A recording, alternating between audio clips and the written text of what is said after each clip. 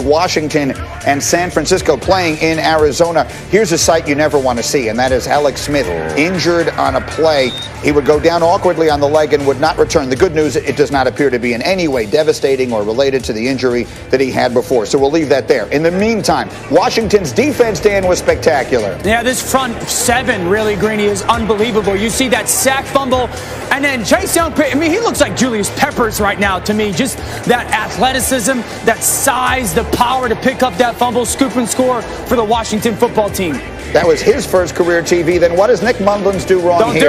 Don't do it. Once your feet tell you you're late, don't do it. Don't do that late throw to that sideline. Those are cookies for the defense. Ryan Clark knows too well when that quarterback makes that decision and you're hanging out there with the flip in the end zone, this defense is turning people over and scoring. Washington, 2 defensive touchdowns in a game for the first time in 23 years. Then it's Dwayne Haskins playing.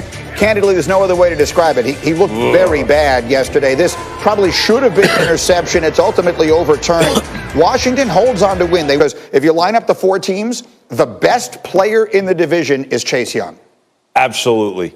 Absolutely. And the impact this young man has had on that football team, the Washington football team, is incredible. The best unit on the field in the division is their defensive line, and they are so impactful in how they're playing.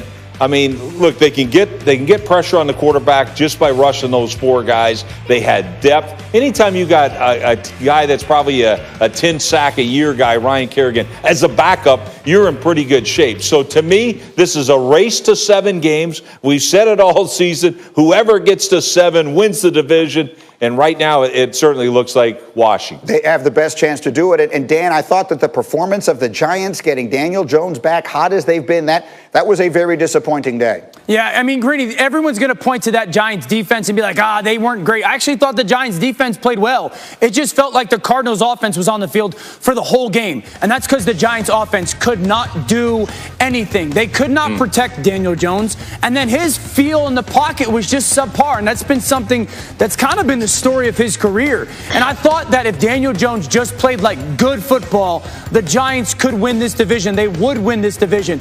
But I don't even know if he's going to play. I mean, he looked unexplosive yesterday. He looked like that hamstring still bothered him. I have no idea who to take in this division. I don't want to take anybody in this division. Like, that's where I am. Like, there's some things that I don't like, Greeny. Like, I don't like seafood. I don't like soup. I don't like milk chocolate. I don't like cooked vegetables. So I don't want any of them. And that's what I feel like with the NFC East. I don't want to pick any team. I don't want to pick any of these teams because I have no idea who's playing quarterback for who. RC, what are you doing? RC, you okay? How could you not like milk chocolate? He's got some issues. Milk chocolate's disgusting. I went to sleep, though. I went to sleep on Dan for 2 reasons. Everything that Dan mentioned just points to his bland taste in food. But very much like Dan's bland taste in food, so is the NFC East. There is nothing there that's tasty. There is nothing there that's spicy, but that defensive line of the Washington football team. Chase Young is everything that we thought Jadeveon Clowney would be. Chase Young is like Derrick Henry and the Predator went into a lab and they started working on both of them, and that's what came out of the lab. When the dude picked the ball up yesterday and started running with it, I promise, and I can say this. Nobody else around here can say this. He picked the football up, and I remember Sean Taylor scooping a fumble against the Philadelphia Eagles for a touchdown. I remember how little the football looked in his hand. I remember how fast he ran down the sideline, and he was in the all-white for the Washington. It was somebody else than the Washington football team, and it looked exactly like that. I got that feeling. That I was watching something that we hadn't really seen. And it was amazing to see. And if this defensive line continues to play the way that they have, if they can find ways to continue to create offense with some people being banged up, this team does win it. And like Rex says, if this is a race to see who could get the 7 games first, and I'm picking the player to get in that race, I'm going to pick Chase Young because he's probably going to beat everybody racing. And when you have a player like this, when you make a great decision like this to go get your coach, your team rallies around him, you have a quarterback that fights back from not only almost not playing again, but losing a leg, they're inspired and they're playing inspired football. And in a whole division full of stink, at least they smell like roses sometimes. Okay, and I guess the only way I could finish this up would be to say, who doesn't like soup? I mean, of all things, soup is the thing. What's the point of soup? We'll take a short break on that. And seasoning. Yet my man Ebola Mats looks so good, and the Steelers, who 10 days ago were unbeaten, all of a sudden have lost consecutive games. And I will start with my resident former Steeler, Ryan Clark. What is the number one most important thing people should be thinking about Pittsburgh now on a losing streak? People should not be surprised at the fact that they lost to the Bills. I mean, this was a game that they were supposed to lose.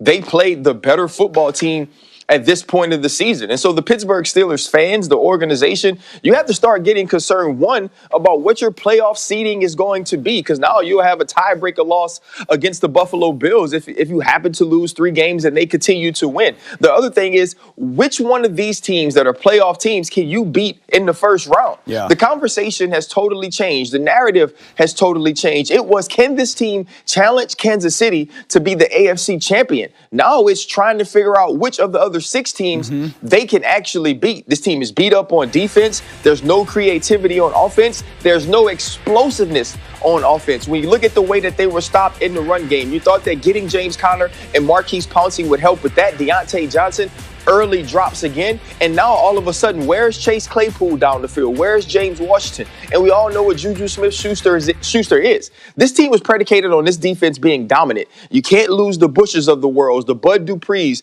the Vince Williams, the Spillanes, the Joe Haydens, and think that you can stop a team as explosive as the Buffalo Bills with the quarterback playing as good as anybody's playing in the league. They were supposed to lose this game. They lost this game, and they should be extremely happy they didn't lose by more. They played 3 games in the last 12 days, Rex, and in those 3 games, they rushed for 136 yards combined, the Steelers. 3 games, 136 yards rushing.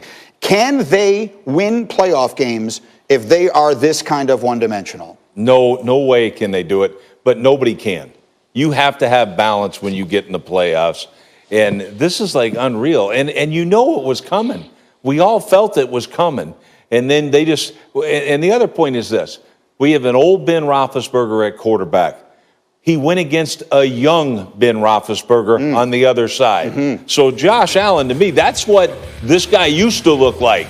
And he ain't there. And so right now, Big Ben is, he's older.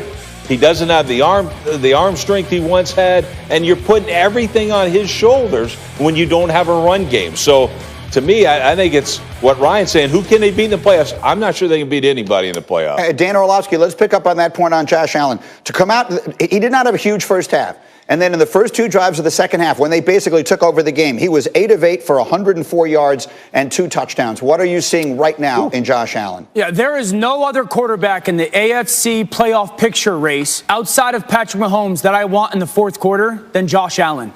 And I'm not going to let you guys make this about the Steelers. This is about the Buffalo Bills. This is about the Buffalo Bills, because there's a lot of Buffalo Bills doubt and there's a lot of Buffalo Bills hate. And everyone's like, they don't have enough signature wins, or their quarterback's not good enough. You guys, everyone watched the second half yesterday? Everyone watched what he did on third downs yesterday? 3rd and longs, when the game's trying to get decided. One shallow cross is there. Tight end uncovered. Get it out of your hands. Quarterback sneak. Outstanding job by him of navigating their offense in situational football and then being the difference maker in the fourth quarter. And that's what I love about Josh Allen's game. Everyone was saying, like, the Buffalo Bills, they don't have any signature wins. They got 10 wins. 7 of them. 7 are against teams that are 500 or better.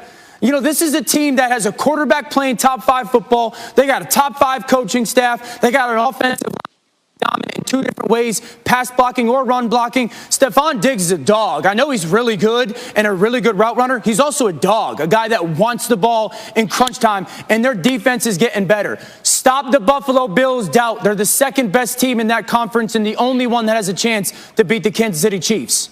I will say this too. Go ahead, Rex. Yeah, right now, the funny thing is, they have the 2nd best quarterback in the AFC. Correct. So when you look at it, how do you win games? You win games on 3rd down and the red zone. He's always been the best in both those categories, and he can lead his team from behind. So to me, if their defense keeps getting better, this is the team to watch out for. RC, you look skeptical. Oh, no, listen, I agree with everything everybody's saying. I know the Bills Mafia is extremely excited that we're talking about them, and Dan is getting mad at people and talking about everyone. I don't know who everyone is who has said all these things. And then now Rex is saying things like, and now Rex is saying things like Josh Allen is the second best quarterback in the AFC. I agree with everything but that. I think Deshaun